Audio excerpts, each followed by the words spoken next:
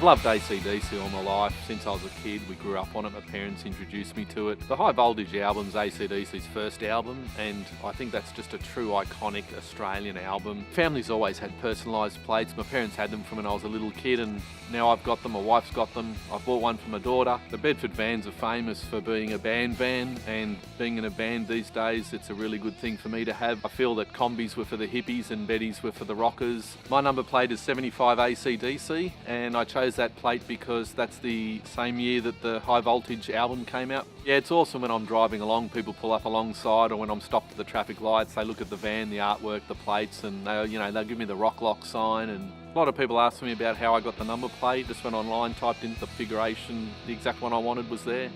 I think personalised plates are an awesome way to show off your passion.